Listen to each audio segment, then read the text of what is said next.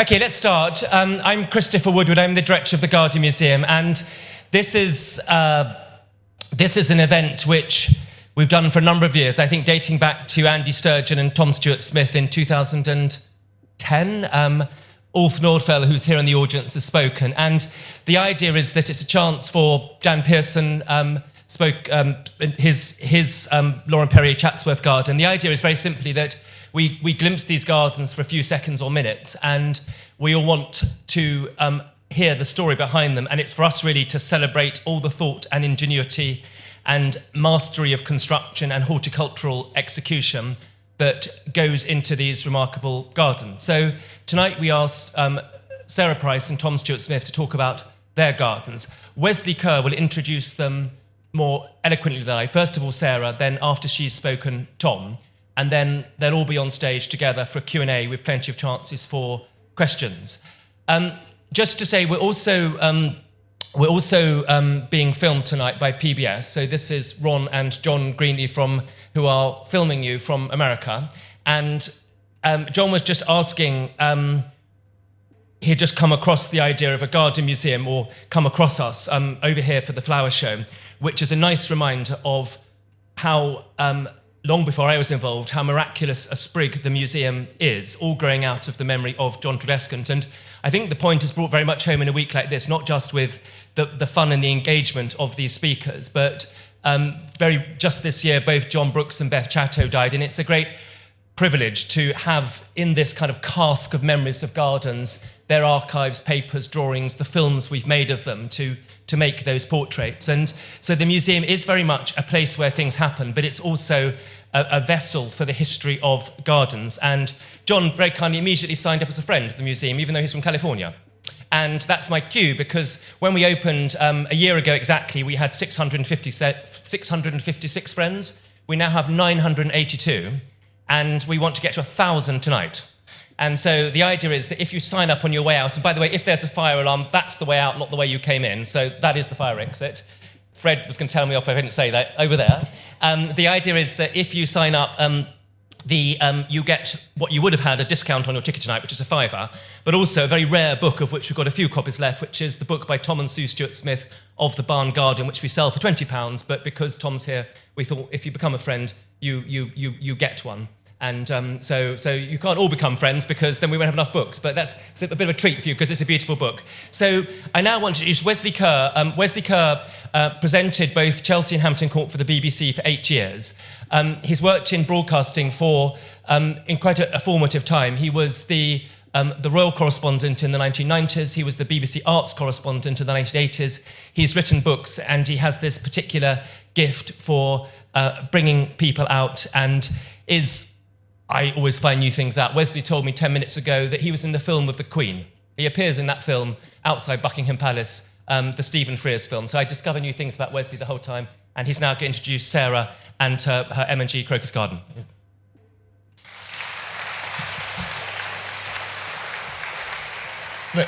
So thank you very much, Christopher. I don't think I've ever spoken before such a distinguished audience. We've got some of the greatest designers, some of the best garden writers in the world in the audience, and of course on the stage.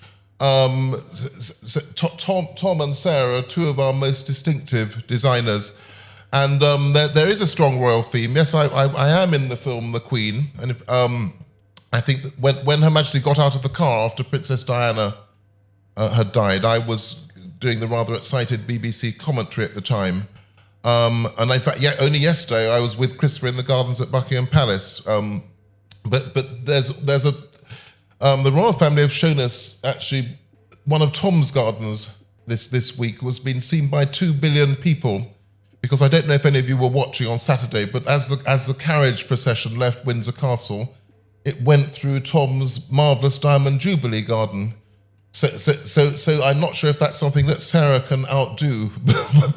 But Sarah, in fact, we woke up to Sarah this morning because you were interviewed very interestingly on the Today programme.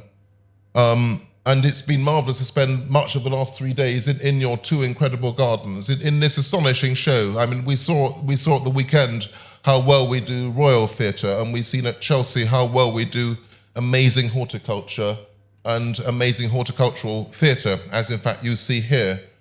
So there are similarities and differences, and of course Sarah has won a very brilliant gold medal, and it's your fourth time at Chelsea. And interestingly, both you and Tom have paused Chelsea. So I think it's 6 years since you did Chelsea. You've had golds before, and you've had a bit of a life change. So you started off as a Londoner, I think, growing up in Claygate, and your first job was at one of my favourite gardens at Hampton Court Palace, where the head gardener's done 46 years and has 50 staff. And then you've worked on lots of wonderful urban designs. I remember when I was at the lottery paying for one in Victoria Park, and you were an early proponent as a sort of naturalistic planting when it wasn't so fashionable about 15 years ago. And you've also had a bit of a life change. You've left us in London, you're now in Wales, and that's perhaps rejuvenated or and brought new ideas, which we've seen in the incredible garden, which you're now going to tell us about. So, ladies and gentlemen, Sarah Price.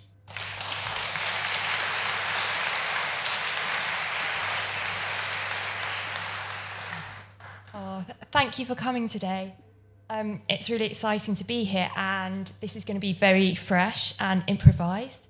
And I've had to explain a lot about my inspiration for the garden at Chelsea Flower Show. How many people actually have been to Chelsea this year? Oh, okay, that helps me. And I really struggle when people say, what is the inspiration behind your garden?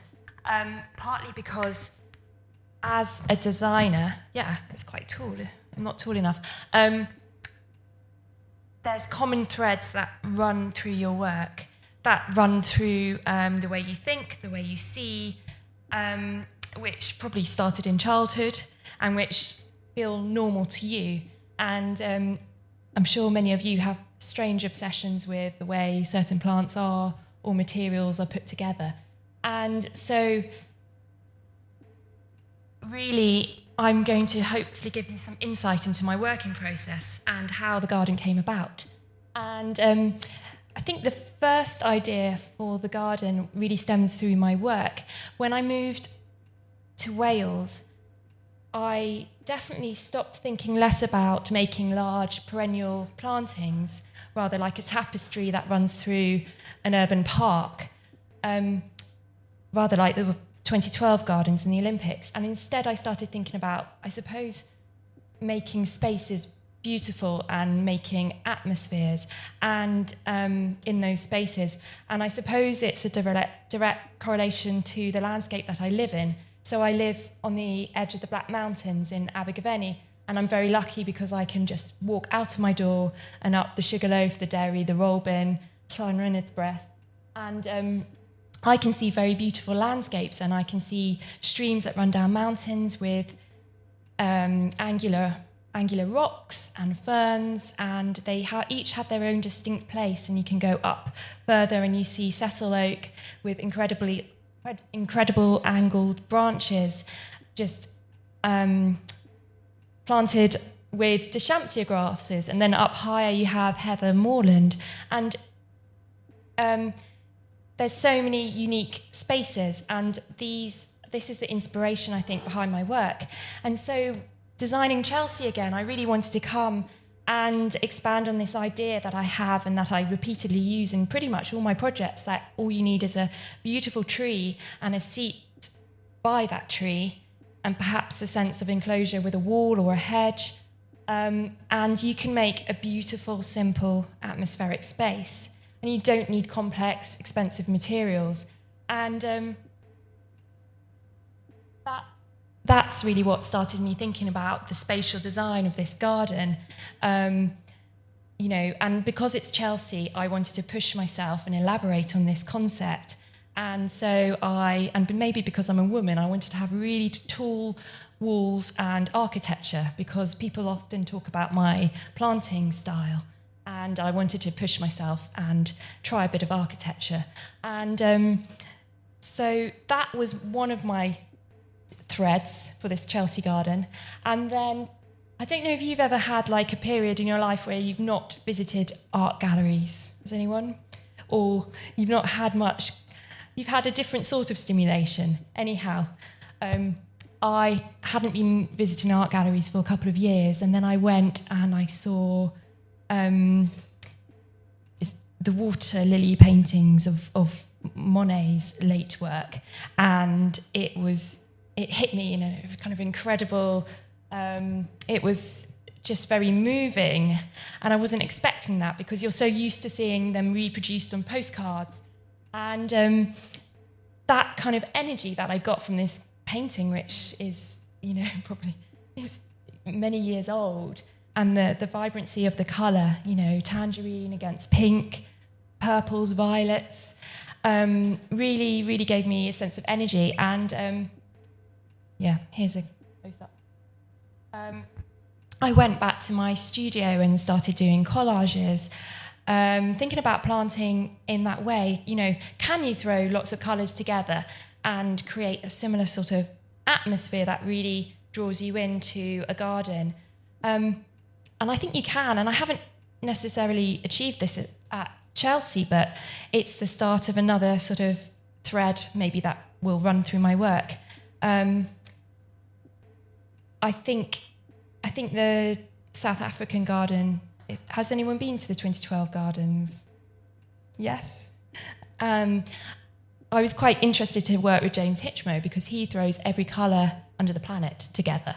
And I think sometimes it doesn't quite work, and it could do with some editing, and I edited and changed those gardens. And I think that's probably where my fascination with colour, which is kind of a word, something that we don't often, it's not a very trendy thing to discuss right now, sort of started. Anyhow.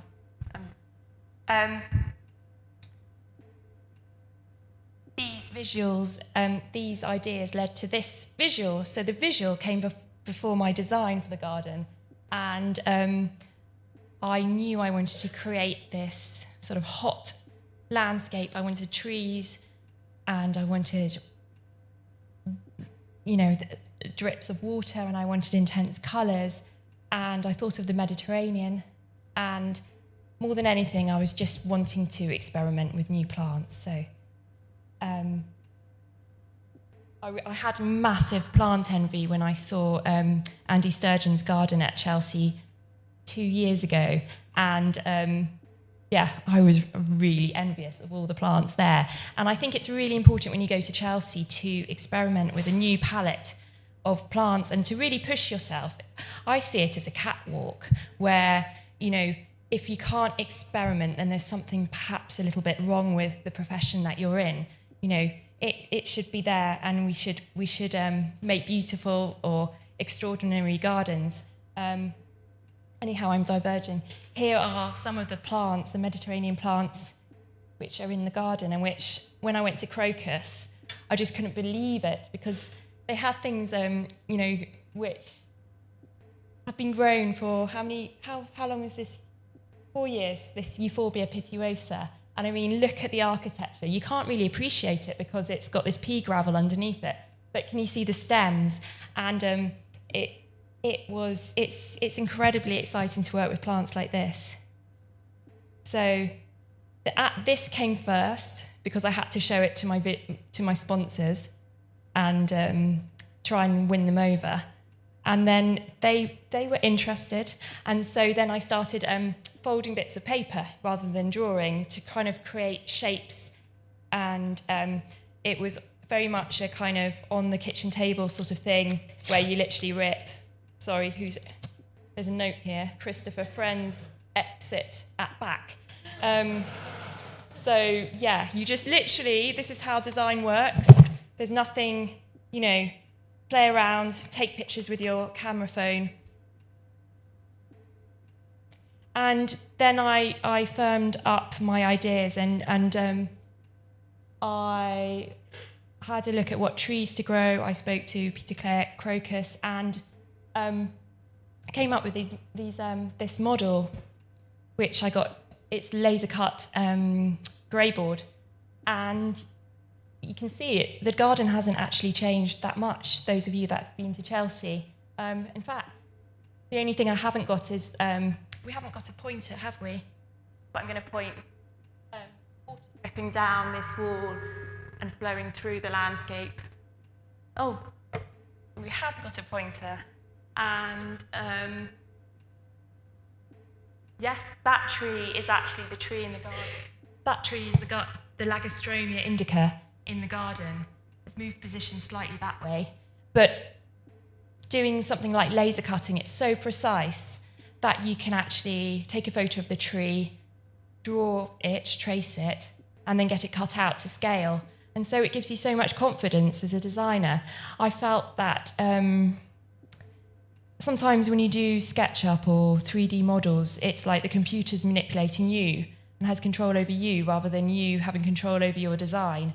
And I think it's really useful to kind of flit between different ways of visualizing and different ways of designing just to keep your ideas fresh. And that might even be just drawing a sketch plan and holding it up in the mirror to see it in reverse. You can, it's all about looking and assessing, I suppose. And then just for my sponsors, really, pulling in images quickly to show what each area of my model represents, because it looks so cold and white. And those of you that have been to my garden will see that actually it's not so hard. And it's really, really, one of the things I really love about Chelsea is working as a team. And you discover how many talented people are, well, how many talented people there are. And I had discussions with Andrea Ewing, well-known water sculptor or water artist, and we started, talking about how you could animate the walls of the garden. So these are rammed earth walls here, and how you could have water trickling down them. And this interesting texture is tiles. So maybe I've fast-forwarded there. So you have that tree in there, rammed earth walling, which I'll talk about more, and different kinds of planting. These are the pots over here. So the model's blank, and you have to imagine the water trickling down and planting in all the spaces. And another view. And that's a Quercus suber at Solitaire, and that's actually the same tree in the model. And it just meant during the build, you have so much confidence in what's happening, because it can be terrifying to see, well, let me flick forward. No, I won't. It can be terrifying to see these huge walls come up, and you think, gosh, this is really overbearing and bold. But you have to just stick to what you've designed. And, we were nervous at how tall these walls were. They're 3.1 meters. But the model said that they had to be taller. These walls made up of stacked tiles, but they have to be taller than the rammed earth walls. And it just gives you confidence. And there was a big search for the tree. What tree would be within this window, this frame? And I imagined a tree that was much larger, maybe a pistachio. But Peter Clay at Crocus told me that had been done at Chelsea. And so we started looking at pomegranates, punica. And this one is just glorious, and it just brings so much atmosphere. Trees have such a magnetic presence, and it feels like sometimes we overlook them, that we've paid so much attention to perennials that we maybe we could look more at the other layers in planting compositions and in spaces. And looking at the trees, I was looking for vases that would echo the textures of the bark. And then also thinking about the whole of the material palette, I wanted to use really bright colours. And rather like the Monet paintings, he has this kind of ambiguous background colour in which he layers intense bursts of colour over. And so rather like, Derek Jarman's garden is unified by the shingle of the shoreline, or like a meadow's unified by the green sward of grass, I knew that I needed the same material that was in the rammed earth walls in the ground of the garden to unify all these different colours So, oh yes, I hope that's my daughter and my son helping me spread gravel over my other part of the garden, the gravel that I'm going to use, that I have used in the Chelsea garden, and also making mud pies so that we knew exactly what the rammed earth walls would look like, although I had to remake them because the measurements weren't precise enough. I don't know what people at Crocus thought when they saw these roofing tiles stacked up. It's kind of rough and raw, but you can kind of see that there's a pattern going on there, and that when you expand that pattern, it's going to make an impact. Some more visuals just giving me confidence in the tree and elevations. All this just adds. I was worried that the punica would be too small, and so then this idea about creating mounds at the back of the garden came in. And as you can see through these screenshots of sections. And I love playing with models and just layering contours, and I was imagining a landform erupting through the pool. This is a pool at the back of the garden. I forget you don't know, you can't read my mind. Some other shots. And then another thing that gives me a lot of confidence before I do a show or any garden is just creating a kind of like a 3D mood board. And Crocus mocked up this initial rammed earth wall, which is here. So rammed earth is an ancient building material, and basically you could get shuttering, or it could just be 2 pieces of sleepers, and you mix clay and aggregate, and you put it in layers, so maybe 30 centimetres tall, and then you compress it down, ram it down, and it will go to a kind of 75 centimetre strip. So you can kind of see the kind of lines of sediment here. And it's really beautiful because it's almost like you're making visible the hard work that goes into making this wall, and there's a certain softness about it. It's very echoey. You're okay?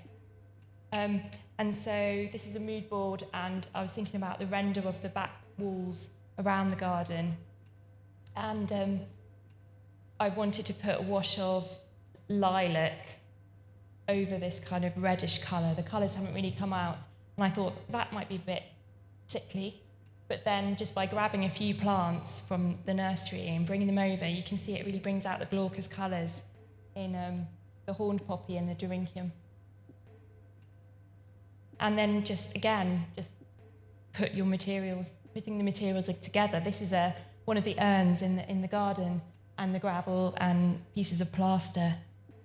And then we did this mock-up, which was incredibly exciting to see at Crocus, of my mixes and the archway in the garden. And it was the first time I got a real sense of what it's going to be like. And then we knocked it down and used this crossbar again for the actual real garden. And so you can see the crossbar here. It's got Corten metal at the bottom, and you can see the first layer of shuttering going in. I mean, it is incredible, isn't it, how it gets built up, and then it has this kind of amazing mechanical structure.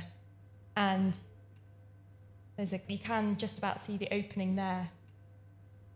And then it was an amazing moment. Oh, there's a video where I think or is it a live photo? Oh no. They slide the panels off. It's like a peep show, and all is revealed. It's very theatrical. And it was incredibly hard work for the guys, and they were so up for it and positive, and I was just so impressed by the way they worked. I mean, it's physical work, and they built this garden from scratch. The only thing that was prepared was the Corten metal detailing in the garden. And it was just really brilliant having this solid thing emerge. And then I got to go up in a cherry picker, which was probably one of my highlights of Chelsea, and see we put these channels in the top of the walls. So the top layer has lime in it to protect it from rain and weather. And then this gutter collects the water. And if you were to build this in the UK, you could just extend the guttering out to hang over a couple of inches either side to protect the wall. And you can see this is the pool that's going in here. And then you can see trees come in, the pomegranates come in. And you get glimpses of what the garden's going to be. And the garden's very much about light and shadow and channeling that and creating opportunities for these moments of intense beauty. And at Crocus, there were thousands and thousands of plants, including this star plant, Euphorbia rigida. And it was amazing because we had a hot burst of sunshine, and the bracts of this euphorbia went an even deeper colour when they were delivered to the showgrounds. So when did they start flowering? In February or something? Yeah, amazing. So there's 7 types of euphorbia, and I've become a bit obsessed by euphorbia. Anyhow, this is, we're later on in the build when the tiles are going up, and they had corten frames to help us build the tiles, and also just to give a sense that they weren't, a visual sense that they weren't just going to collapse on top of us.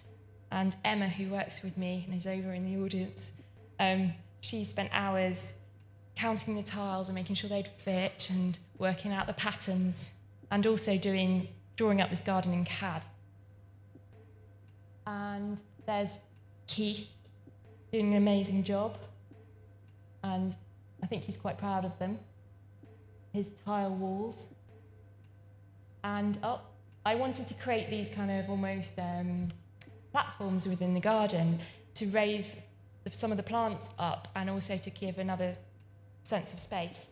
And this is a really bad photo, but you can see this Euphorbia pipirosa, and you can see this Atamanta, and you can see how the detail of the wall and the gravel really sets off the beautiful, delicate outlines of the plants.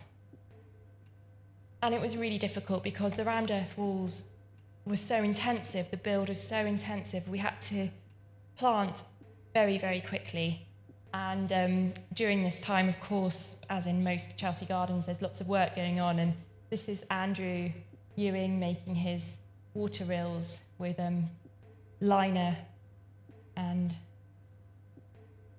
then I'm jumping.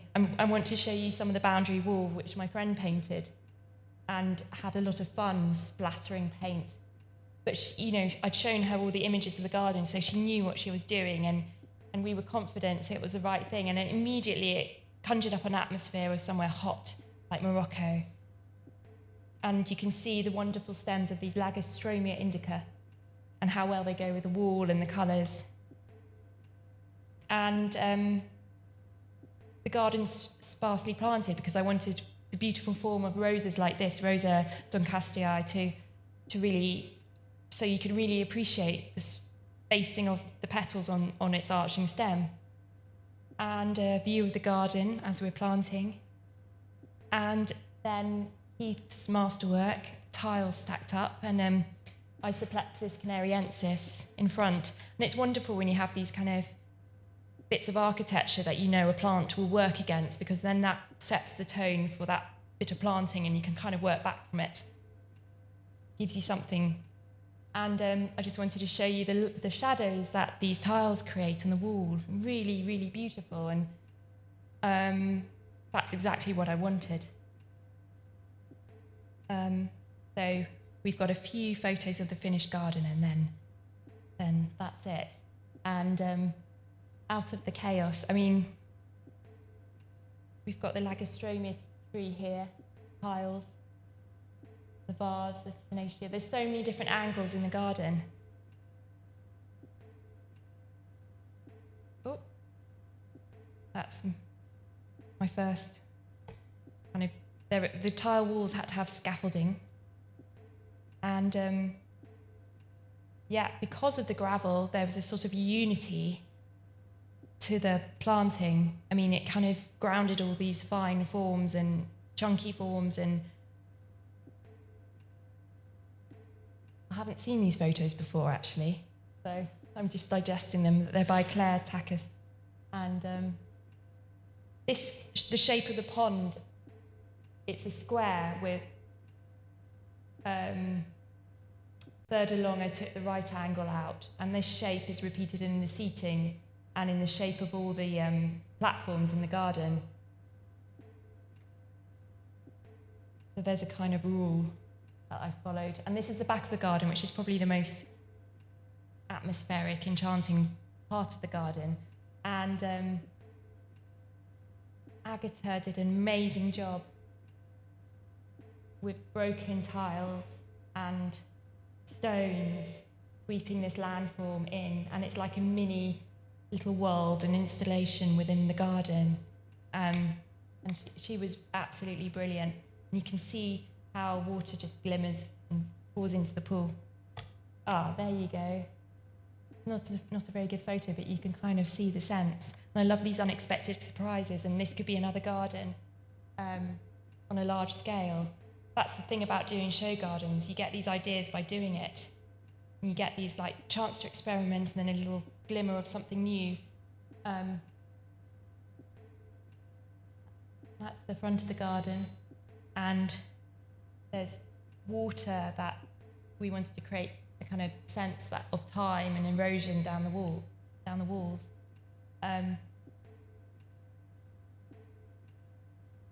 And we've got little Coronilla minima, Euphorbium mercentinus, Doryncium, which apparently is hardy, Bulgia, the Plexus,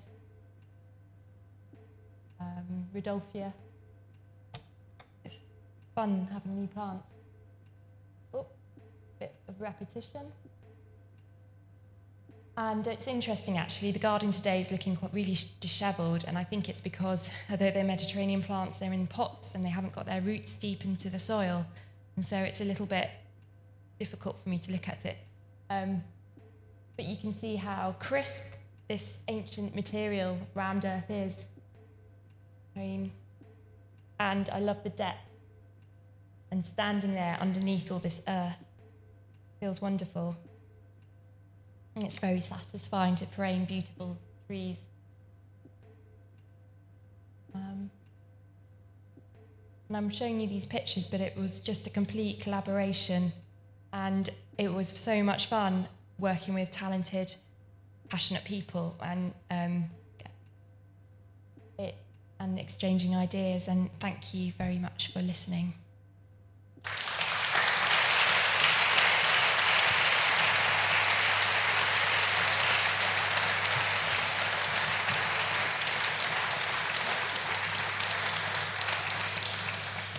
No, thank you very much, Sarah. And as you say, it is fun working with such talented and passionate people.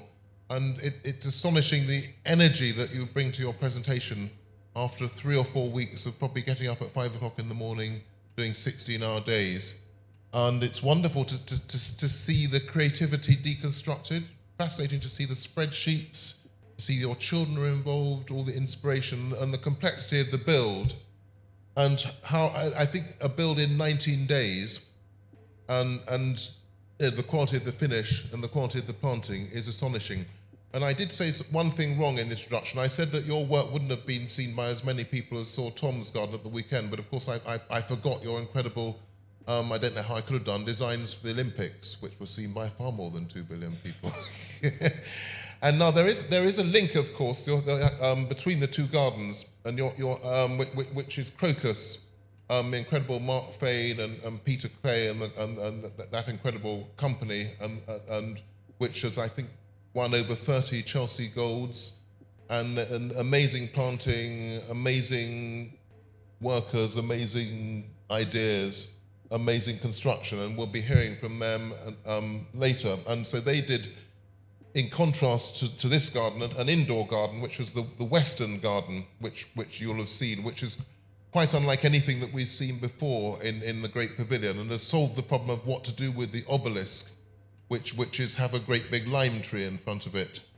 And so Tom Stuart-Smith doesn't really need an introduction because we've all been looking at his work since, I'll give him one anyway, we've all been looking at his work since 1998, which was his first Chelsea Gold. And you have an unblemished record. I think it's 8 golds between 1998 and 2010. including 3 best in shows, and they're some of the most amazing gardeners that any of us have ever seen, and you really conquered that plot. And you rested from Chelsea for 8 years, and you've come back with something entirely new in the grand pavilion, in the great pavilion. You'll describe it, but I've every time I've gone, different entrance, different mood. You've designed the furniture, and there's an incredible sustainability to it, which is that all the trees come from somewhere where they were growing in a garden rather than a nursery, and are going back to a home. And you're going to tell us all about that. And your contribution is unparalleled to horticulture. I mean, among the things that you're doing at the moment, I think we might first have met at Cambridge when you were reading zoology and I was reading history. So we but which is some time ago. But we met at Trentham. You're now the master planner and master designer on the RHS's 5th garden at Bridgewater near Salford.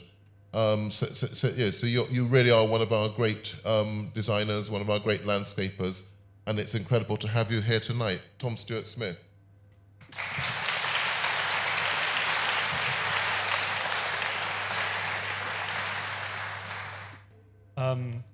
What do I do after a puff like that? I don't know. Gosh, it's wonderful to be here. I think it may be the first time I've spoken here since the museum has been transformed into this amazing thing we see today. I feel that my after Sarah's wonderful talk, that's better, is it? Right, okay. Sorry, I am a little bit oversized. After Sarah's wonderful talk, I feel mine is going to be quite a modest thing, partly because I have very few photographs to show you. And I, in a way, I'd like to begin with a tribute to her garden, which I thought was, by a country mile, the most outstanding garden in the show. And being often a judge myself, I know that sometimes judges get it wrong, but I've never quite experienced them get it so spectacularly wrong as this time. And I think it must have been a mixture between bad information and group dynamics or something. And I hope she doesn't take it to heart too much. I remember once it happened to me, and I did feel quite wounded about it, and then felt full of self-recrimination because I knew that actually this was all about gardening and not about competition. And of course, fundamentally, it is that. But it can hurt a bit, and I know that. But fundamentally, you made a garden which is so wonderfully poetic. I mean, incredibly moving in the evening light when I was there, and some nice person on the gate let me in with my 2 sons who are about the same height as me, and we spent about half an hour in the garden, and it was wonderful. And while the other garden is very competent and soundly done, it's not a garden that moves the spirit particularly. And you achieved that in a wonderful way. So, look, I'm not here to I'm not here to talk about your garden. I'm here to talk about my effort, which I wonder whether some of you actually missed entirely. I think it was quite possible too, because people were so confused by the idea that it was in the tent. And I'm sorry if you haven't seen it at all. How did I come back to Chelsea? After doing the last one, I felt that I'd probably had enough. I mean, for those of us who've done Chelsea quite a lot, this figure of 22 metres by 10, which is the dimensions of a Chelsea plot, is something that kind of haunts you in the middle of the night. You wake up rather like the figure, I can't remember his name now, the hero in The Tale of Two Cities, who has nightmares about room cell 1018 North Tower in the Bastille. You know, you sort of see this 22 by 10 coming towards you in the middle of the night. And I did used to have nightmares about turning up to Chelsea the sort of day before the show opened and finding that I'd sort of turned up late and that all the plants were purple begonias and that the floor was made out of lino and it was and I thought, really, this is the time to stop. And it was partly because I was doing gardens on less and less time, and it had clearly become less of a priority to me, so it was time to stop. I think I also had slight, and I don't want to sound prim and virtuous about this in any kind of way, because I have absolutely no reason to be at all. But I did begin to have a little bit of an issue with the expenditure of materiality, if that's the right word, just materials perhaps, and the ephemeral nature of it. I used to get to the point where I would go back to my own garden at the end of Chelsea, and on one occasion, my wife Sue, who's not very well, so she's not here tonight, she remembered me coming back, and I stood in front of the house on the lawn, and I fell head first on the lawn without putting my hands out in front of me, because I sort of felt so guilty towards the second mistress in my life, which is my garden, that of course I've been neglecting my first mistress, as my wife, for this period of 3 weeks, and everything was so out of kilter, and you get into this sort of glow of the press and all this sort of stuff, and you lose touch with the things that really matter, and for a gardener, the things that really matter are actually about doing things with the seasons, doing things quite slowly sometimes, and doing things which have a sense of permanence and a sense of future. Balanced of that, of course, are the fact that, you know, when you make a visionary garden like Sarah has made, it inspires so many other people. But I think it is perhaps a young, I don't want to sound as if I'm 99 and about to give up, but it is perhaps a young person's game, Chelsea. So why did I decide to come back and do it? Well, I suppose the answer is that the answer is Bridgewater, that I'm entrusted with this extraordinary project of the RHS, which is this new garden made in an empty, well, in a historic site, but one that's been largely abandoned for 50 years. And the Weston Foundation, which is this extraordinary organisation which has given away £500 million in the last 10 years to the arts establishments and everything from small community halls. Anybody here have a community hall which they're dying to have restored? Get in touch with the Weston Trust.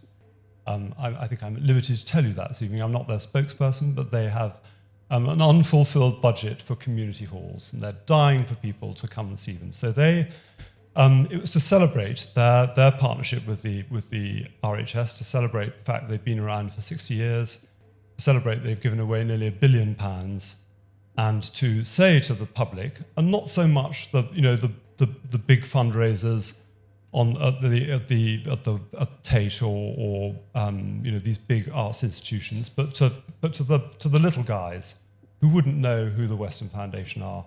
We are here, and we want to hear from you.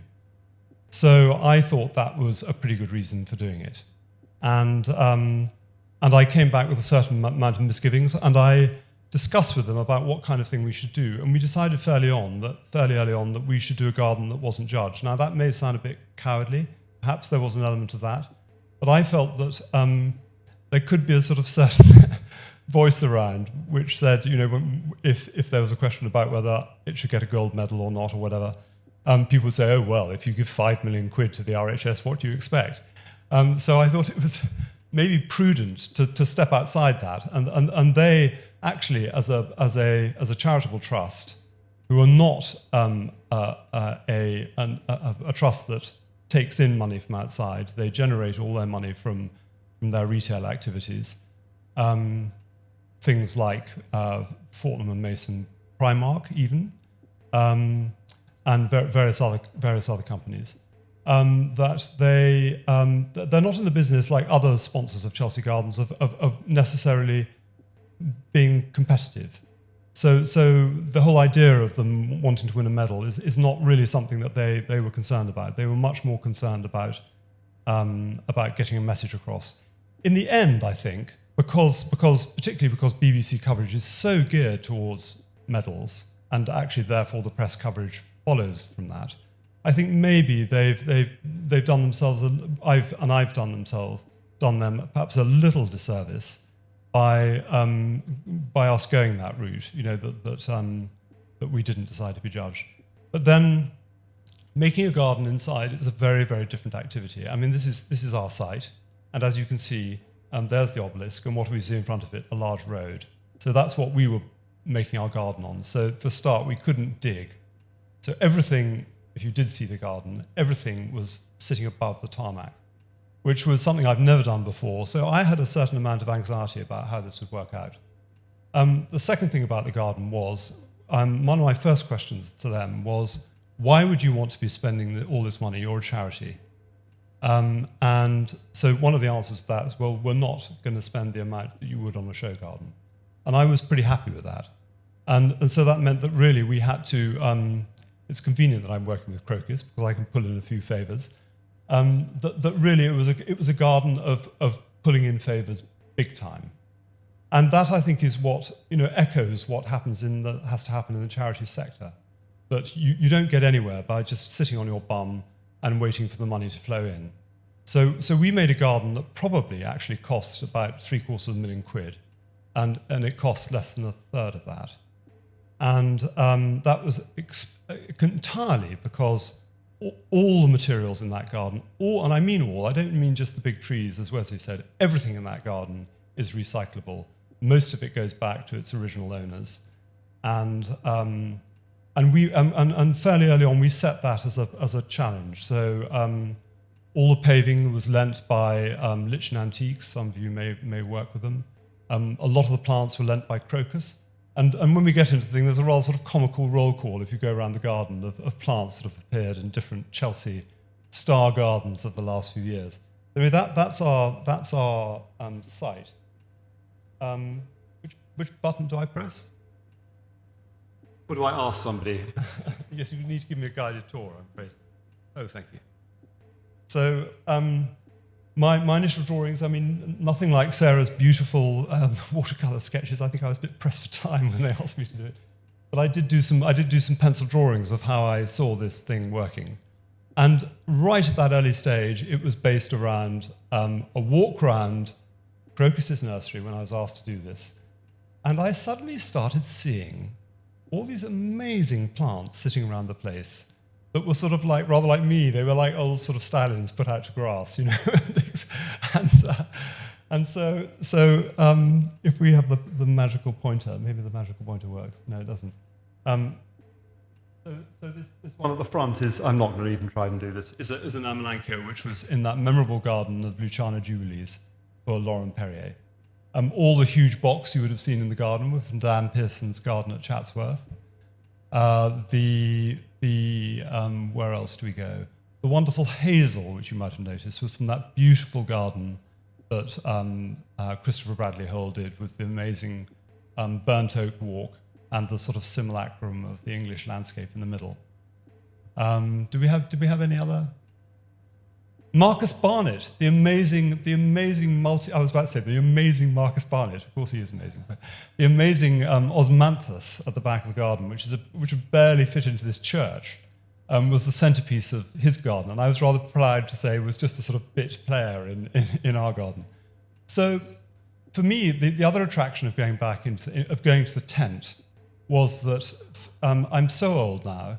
When I started coming to Chelsea I really did start coming to Chelsea in the 70s when I was in my teens.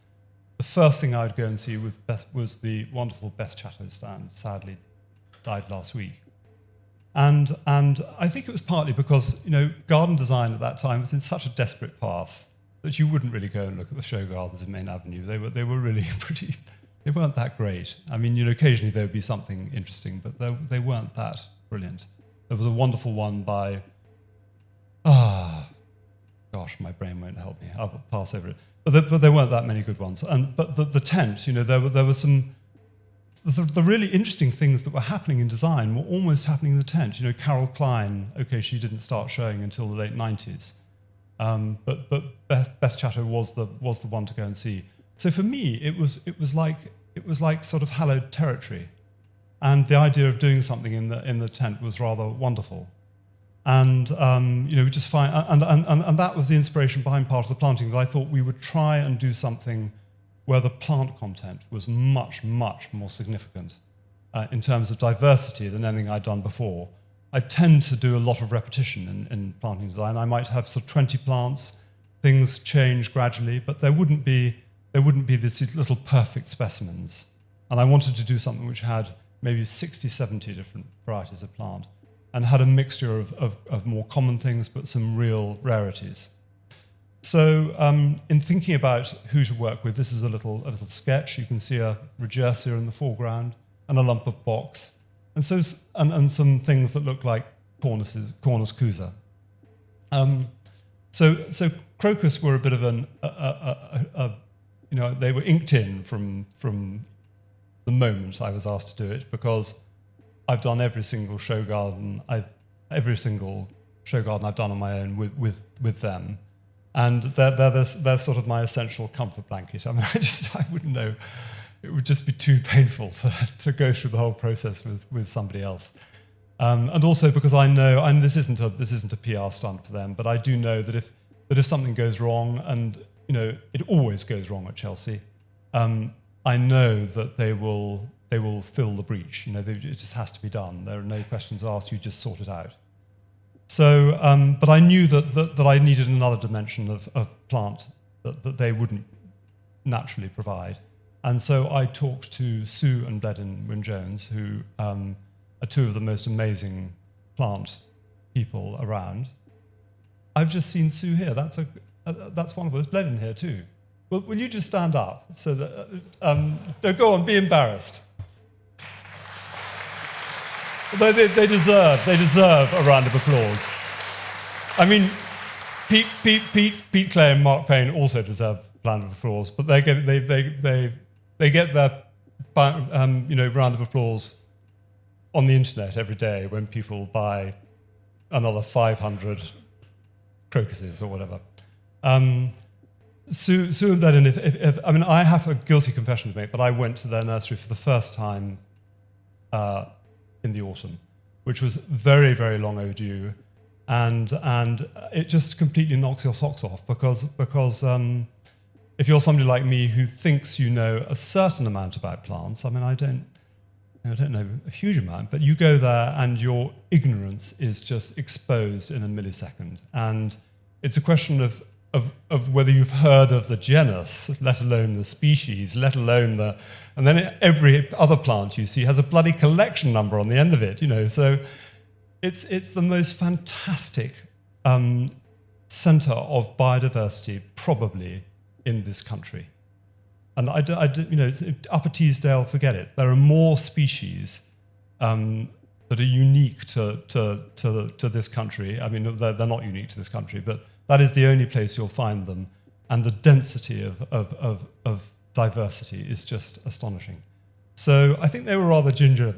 I think they were rather cautious at first, thinking, "Oh God, what's this going to be?" But we talked quite a lot, and eventually, the last time I went there, I think Bledin was virtually sort of saying, "Oh, well, I suppose you can have that. That's our stock plant, but as long as you look after it, it's all right." And if it's been my greatest and consistent worry about the show, and I think we've got it all under control, is that these plants that we have are not just one of a million Gallia moderatum that is floating around the European stock trade. They are the only stock plant of let's say Myanthemum gigas, and if this plant goes astray, now that's a real problem because you've got to go back to Vietnam or wherever it is to get it. So I feel an acute sense of responsibility about borrowing these plants. So I've only got through two slides, but you'll be glad to hear that I don't have quite Sarah's number. So I thought I'd show you some of the sort of logistical issues of gardening in the tent. The first thing, which hadn't really occurred to me before I started doing this, is of course if you garden in the tent, you don't have any sky. And sky is just what it's all about. For me, it is the sort of denouement of the landscape. You have earth, and then you have this middle zone which we all occupy with our plants, and then you have this sense of release with sky. And if you've got a plastic tent over your roof, there's a certain sort of built-in anticlimactic sort of end to the sequence, which is quite perturbing. And it also has this extraordinarily flattening effect on the light. I was longing for rain, so that everybody would come in from outside and feel, oh, well, it's nice in here. I suppose we've had nothing but sun the whole way through the build-up and the show. And so nobody really wants to come inside in the first place. But anyway, here we are. You have the wooden thing is the edge of where the paving is going to be, and that's your root ball. And somehow you have to negotiate a one-in-one slope between the two and make it look entirely seamless and natural. And that's been an interesting challenge. And this is more or less how you start it. You cover the root ball with little stuff because you can't put anything big on top of root ball because big plants tend to come in big pots and you can't dig holes in root balls. And then after that, this is a small diversion. This is the team that put it together. We always have to have a team photo. And the wonderful thing is that a lot of these people have although I haven't done it for 8 years, a lot of these people have helped me on previous Chelseas. The most distinguished of all are Spiri, who's hiding behind me there, who's done more Chelseas than me, who's done 13, and Mark Osborne there, who I should think probably has done about 30 now, something like that, somewhere in that kind of territory. And a good clutch of volunteers as well. I don't really have many good photographs of the thing. I hope that some of you had a pleasant and not too crowded experience of the garden. I mean, one of the Weston Foundation's chief requirements of the garden was that it should be open and transparent, and I thought that was a laudable thing, that the public should be allowed to go through the garden. And that was one of the reasons why we didn't do a garden outside, because it wouldn't have been really controllable very easily. So that dictated a lot to do with the garden, that the paths had to be a minimum of 2 meters wide, and there had to be ramps so that disabled people could get up them. The disabled people, for the purpose of this, includes Her Majesty the Queen, who at now 93 does not like steps very much. And there was a terrible moment in the walk around when I took her exactly the way I was told not to take her. And I suddenly realized we were at the end of 2 steps and somebody had to come up to me and say, "No, quickly turn around and go the other way," which she managed to do with great aplomb. So this is kind of the wet look garden. Just before finishing, I think that's me stuffing some things in the distance. And I think what I wanted to do was to create, as much as I could, this feeling of a woodland, which created this environment for some of these wonderful, rare, three species, quite closely, 3 genera, quite closely related, Disporum, Myanthemum, and Polygonatum, of which we had a number of in the garden. Some of the slightly less rare ones came from Orchard Dean and from Crocus, and the really stonkingly rare ones came from Krug Farm.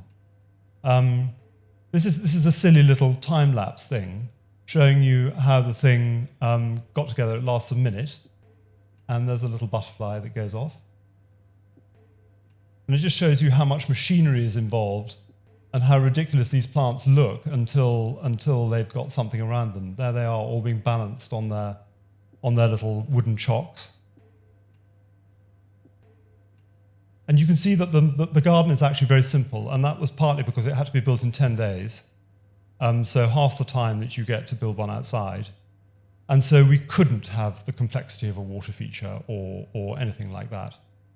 So the garden lacks some of the sort of showmanship that you would want to have in a garden outside. But I hope it's in some way makes up for this with a sort of degree of sort of textural subtlety. There we are. The butterfly flies off stage left. And these are just a few photographs. I mean, they're just photographs within the office of the finished garden. Something we did, which was a sort of novelty to me, is I realised quite soon that the interior of the garden had to be very simple, and the exterior of the garden would be very complex. I've never done this in a garden before. It's the complete converse of what you'd normally do, and that's because RHS members have this wonderful capacity for standing in front of a stand on a garden and looking at a plant for 5 minutes and letting it sort of... I mean, they do this, don't they? It's quite amazing. I mean, I do it too. So you want to have the sort of stare at plants, these sort of extraordinary things around the edge of the stand, where if somebody wants to stand there for 5 minutes and look at it, it doesn't really matter. There isn't going to be an international incident. Whereas if they do that in the middle of the garden where everybody's walking through, it becomes a problem. And so the middle, and also from a design point of view, the middle of the garden wanted to have a sort of sense of flow and motion, whereas the outside of the garden could have a much more of this detail. I don't have any photographs of the outside. So the interior of the garden, it has these groups of regersias, Lots of Hackler, which, rather like crocus, is one of my comfort blankets in life. And we used these enormous. You can see these vast box, which were from Dan's wonderful garden for Lauren Perry in Chatsworth. There's one of them. There's Christopher's great hazel. We did have a little bit of a. We bought some Cornuscusa. We're not entirely virtuous. We bought some Cornuscusa at a shop in Europe. And we made a temporary greenhouse for them out of scaffolding and plastic covering to get them into flower. Did they come into flower? No. They didn't much like the beast from the east, so we did, guilty confession to make, we did have to go shopping at the last moment, and Mark Straver at Hortus, in a wonderful spirit of sort of, crocus, sort of nursery cross-generosity, found these plants and brought them to us. Sometimes I think I was just having a conference with the RHS about biosecurity, and they were saying that one of the big problems with biosecurity in this country is that the nursery trade is so fragmented and isolated, and this is very different from Europe. And this is something we have to face up to in the next year or two, isn't it? About nurseries working together more. So finally, just a few little. Here's actually not a particularly rare Myanthemum. This is just Myanthemum racemosa, what we used to know as Smilocena racemosa.